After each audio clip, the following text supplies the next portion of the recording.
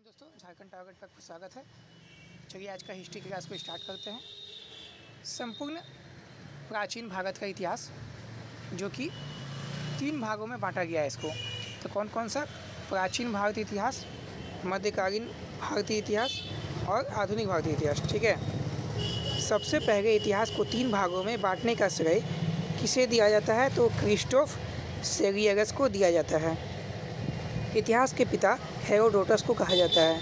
Historica पुस्तक Herodotus ने लिखी है। प्राचीन भारतीय इतिहास के विषय में जानकारी का मुख्य स्रोत धर्म ग्रंथों को कहा जाता है। भारत का सबसे प्राचीन धर्म ग्रंथ वेद है। वेदों की संख्या 4 है।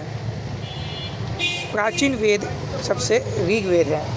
सबसे प्राचीन वेद क्या है? ऋग्वेद है। वेदों का संकलनकर्ता वेदव्यास को कहा जाता है। और सबसे नवीनतम वेद क्या है? तो अर्थवेद है। वेदव्यास द्वारा रचित 4 वेदों को कहते हैं संहिता। ऋग्वेद में मंडल का सूक्त है। मंडल और सूक्त कितने हैं? तो 10 मंडल हैं और 1028 सूक्त हैं। ऋग्वेद में संकलित ऋचाओं की संख्या 10,465 है। ऋग्वेद की ऋचाओं को पढ़ने वाले ऋषि हैं होत्र। ऋग्वेद के 3रे मंडल की रचना विश्वामित्र ने की थी। सूर्य देव को समर्पित गायत्री मंत्र का संबंध ऋग्वेद के 3रे मंडल से है। ऋग्वेद में कितने देवी देवता का उल्लेख बताइएगा आपको? 33 देवी देवता का उल्लेख है ऋग्वेद में। ठीक है। तो सूर्य देवता को, ये बड़ा इंपॉर्टेंट है, सूर्य देवता को समर्पित गायत्री मंत्र जो है वो 3रे मंडल में है ऋग्वेद का। तो इसे बड़ा अच्छे से याद रखिएगा, दोनों बड़ा महत्वपूर्ण पॉइंट है। अब है अगला, ऋग्वेद में सर्वमान्य सबसे शक्तिशाली देवता है इंद्र देवता को कहा जाता है।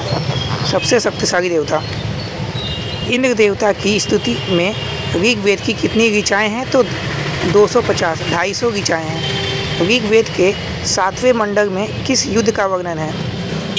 7वें मंडल में ऋग्वेद का दशराज युद्ध।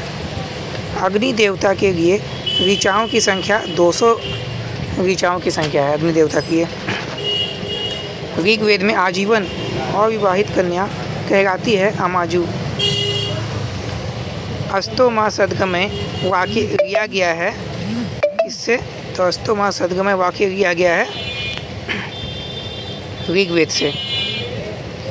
ऋग्वेद का अंग्रेजी भाषा में अनुवाद किया था मैक्स मुलर ने। वेद त्रयी में कौन कौन से वेद हैं? तो ऋग्वेद, सामवेद, यजुर्वेद। ऋग्वेद का उपवेद है आयुर्वेद। आयुर्वेद की रचना धन्वंतरी से की जाती है, धन्वंतरी से। भारतीय संगीत का जनक सामवेद। यज्ञों के अवसर पर गाया जाने वाला ऋचाओं का वर्जन किस वेद में है? तो सामवेद में है। सामवेद के पाठकर्ता को क्या कहा जाता है? उदात्त। सामवेद में कितने सूक्त हैं? 1810 सूक्त हैं। सामवेद का उपवेद कौन सा है? गंधर्व वेद है। गद और पद वाला वेद होता है यजुर्वेद को कहा जाता है, गद और पद। सर्वप्रथम नक्षत्रों का वर्णन यजुर्वेद में मिलता है। यजुर्वेद के पाठकर्ता को कहा जाता है अर्धवायु। यजुर्वेद में किस विषय का प्रतिपादन किया गया? कर्म कांड का किया गया है। यजुर्वेद के ब्राह्मण ग्रंथ हैं तैत्तिरीय और शतपथ ब्राह्मण। अंधविश्वास, जादू टोना, विवाह का वर्णन अर्थवेद में है। ठीक है, याद रखिएगा। अर्थवेद की रचना ऋषि अर्थवा ने की थी, ये याद रखिएगा। बड़ा इंपॉर्टेंट प्रश्न था वो जो मैंने कराया। अंधविश्वास, जादू टोना, विवाह का वर्णन ये पूछा जाता है बराबर। ये अर्थवेद में मिलता है। चलिए, जय हिंद।